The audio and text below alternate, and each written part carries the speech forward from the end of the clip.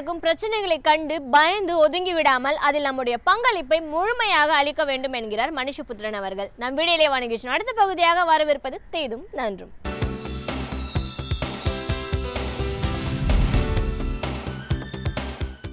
வணக்கம் நண்பர்களே, இன்னும் ஒரு இனிய காலை பொழுதில் தீதும் நன்றும் நிகழ்ச்சியில் உங்களை சந்திப்பதில் மிக்க மகிழ்ச்சி அடைகிறேன்.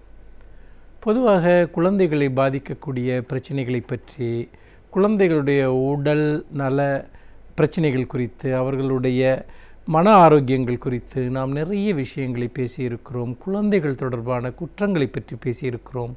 குழந்தைகளிடம் இருக்கக்கூடிய பல்வேறு விதமான மனச்சிக்கல்களை பற்றி பேசியிருக்கிறோம். அவர்களுக்கும் சமூகத்திற்கும் இடையிலான பிரச்சனைகளை பற்றியும் குழந்தைகளிடம் நாம் காட்டக்கூடிய அக்கறையின்மைகளை பற்றியும் கூட நாம் பல தளங்களில் இந்த நிகழ்ச்சியில் பேசியிருக்கிறோம்.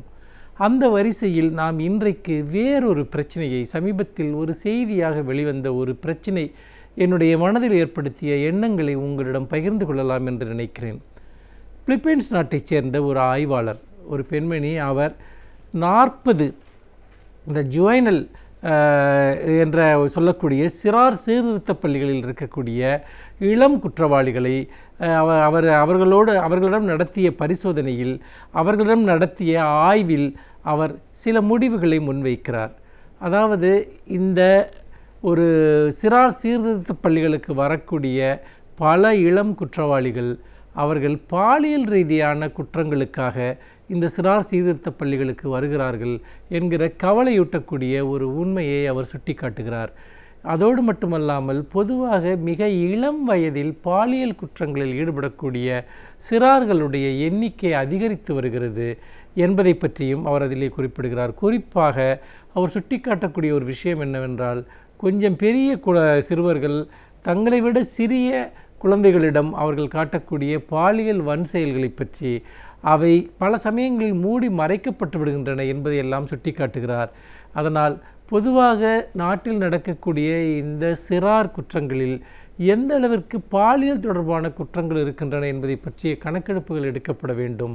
அப்போதுதான் நாம் சிறார் குற்றங்களை தடுக்க முடியும் என்பதை பற்றி அவர் அதிலே விரிவாக பேசுகிறார். இதை பார்க்கிற போது சிறார்களிடையே பாலியல் ரீதியான குற்றங்களை இழைக்கக்கூடிய ஒரு தன்மை எவ்வாறு வளர்கிறது என்பதை நாம் பெற்றோர்களாகிய அனைவருமே மிகுந்த கவலையுடன் அதை நாம் பார்க்க வேண்டும், அவற்றை அணுக வேண்டும் என்று எனக்கு தோன்றுகிறது. சில விஷயங்களை நாம் பேசாமல் இருப்பதன் மூலமாக நம்முடைய குழந்தைகளுடைய எதிர்காலம் பற்றிய நாம் அக்கறையற்றவர்களாக மாறிவிடக்கூடிய ஒரு வாய்ப்பு இருக்கிறது. சில சமயம் நம்முடைய குழந்தைகள் அத்தகைய குற்றங்களால் பாதிக்கப்படக்கூடியவர்களாக இருக்கலாம், அல்லது அவர்களே குற்றங்கள் செய்யக்கூடியவர்களாக இருக்கலாம். அதாவது நாம் பெரியவர்களால் அல்லது அந்நியர்களால் தான் நம்முடைய குழந்தைகளுக்கு இது போன்ற ஒரு பாதிப்புகள் வரும், பாலியல் தொடர்பான பாதிப்புகள் வரும் என்று நாம் நினைத்துவிட வேண்டிய அவசியமில்லை. மாறாக சிறார்களுக்குள்ளேயே அத்தகைய குற்றங்கள் நடப்பதற்கான வாய்ப்புகள் மிக அதிகமாக இருக்கின்றன என்பதைத்தான் அவர் அதிலே சுட்டிக்காட்டுகிறார்.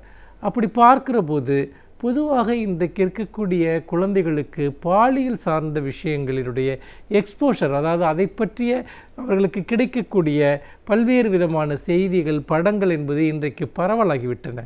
குறிப்பாக இணையத்தின் வழியாக மிகச்சிறு வயதில் கூட அவர்கள் அந்த வயதில் பார்க்கக்கூடாத காட்சிகளை பார்க்கிறார்கள், படிக்கக்கூடாத செய்திகளை படிக்கிறார்கள். இது அவர்களுக்கு பாலியல் சார்ந்த ஒரு உடல் மனத்திறப்புகளை மிக இளம் வயதிலேயே ஏற்படுத்தி விடுகிறது என்று சொல்லலாம். அதே சமயத்தில் இத்தகைய மிக இளம் வயதிலேயே அத்தகைய உணர்வுகளுக்கு ஆட்படக்கூடிய குழந்தைகள், சிறுவர்கள் அதுபோன்ற விஷயங்களால் ஏற்படக்கூடிய எதிர் விளைவுகளையோ அல்லது அதில் இருக்கக்கூடிய குற்றத்தன்மையை பற்றியோ எந்த விதமான ஒரு பார்வையும் இல்லாதவர்களாக இருக்கிறார்கள். அதன் காரணமாக அவர்கள் மிகவும் எந்த விதமான மனத்தடையுமின்றி இத்தகைய குற்றங்களில் அவர்கள் ஈடுபட துவங்கிவிடுகிறார்கள் என்பதை நாம் பார்க்க முடிகிறது. முக்கியமாக இந்த தகவல் பரவலாக்கம், தொழில்நுட்பம் எல்லோருடைய கைக்கும் வந்துவிட்ட ஒரு சூழ்நிலையில் நாம் இதை எப்படி தடுத்து நிறுத்துவது என்பது ஒரு மிகப்பெரிய கேள்வியாக இருக்கிறது. சைல்ட் போர்னோ போன்ற குழந்தைகளை மையமாக கொண்ட விஷயங்களை எல்லாம் நாம் தடை செய்வதற்கு பல்வேறு முயற்சிகளை எடுத்து வருகிறோம். ஆனாலும் கூட அவற்றை இந்த தொழில்நுட்பத்தினுடைய அசுர வளர்ச்சியின் காரணமாக நாம் தடுக்க முடியாத ஒரு சூழல் இருக்கிறது. அப்படிப்பட்ட சூழ்நிலையில் தான் நம்முடைய குழந்தைகளை எப்படி இதிலிருந்து பாதுகாப்பது என்பது மிக முக்கியமான கேள்வியாக இருக்கிறது. நாம் முதலில் மனத்தடை இல்லாமல் நம்முடைய குழந்தைகளிடம் இதை பற்றியெல்லாம் பேச வேண்டும். அதாவது பல விஷயங்கள் பொதுவாக ஆய்வாளர்கள் என்ன சுட்டி காட்டுகிறார்கள் என்று சொன்னால், சில குழந்தைகளிடம் பாலியல் ரீதியான அதீதமான நடவடிக்கைகள் இருக்கின்றன. அவர்களுடைய செயல்களில் வயதிற்கு மீறிய ஒரு தன்மை வெளிப்படுகிறது என்பதை சுலபமாக கண்டுபிடிக்க முடியும். ஏனென்றால் அவர்களுடைய பழக்க வழக்கங்களிலிருந்தே நாம் அவற்றை தெரிந்து கொள்ள வேண்டும். அவற்றை நாம் கண்டுகொண்டாமல் இருப்பதோ அல்லது கண்டுபிடித்து அவர்களை தண்டிப்பதோ இரண்டுமே மோசமான விஷயம். மாறாக அவர்களை ஆற்றுப்படுத்துவது, அவர்களிடம் உரையாடுவது, அவர்களிடம் பேசுவது, இப்படி பேசுவதன் வழியாக அவர்களுக்கு அதை பற்றிய ஒரு அறிவை ஊட்ட முடியும். பல விஷயங்கள் தவறானவை என்கிற உணர்வை நாம் குழந்தைகளுக்கு ஏற்படுத்த முடியும். அவர்களை மிரட்டுவது, தண்டிப்பதன் வழியாக நாம் இதை செய்ய முடியாது. மாறாக அவர்களுக்கு அதை பற்றிய ஒரு அறிவை நாம் புகட்ட வேண்டும். பெற்றோர்களுடைய ஒரு முதன்மையான கடமை என்று பல கல்வியாளர்கள் சுட்டிக்காட்டுகிறார்கள். பல மனநல மருத்துவர்கள் சுட்டிக்காட்டுகிறார்கள். இதிலே நாம் கவனிக்க வேண்டிய இன்னொரு விஷயம் என்னவென்றால், நாம் தொடர்ந்து உடல்நலக் கல்வி பற்றி நாம் பேசி வருகிறோம். இந்த உடல்நலக் கல்வி என்பது உண்மையில் பாலியல் கல்வி என்று தவறாக புரிந்து கொள்ளப்படுகிறது.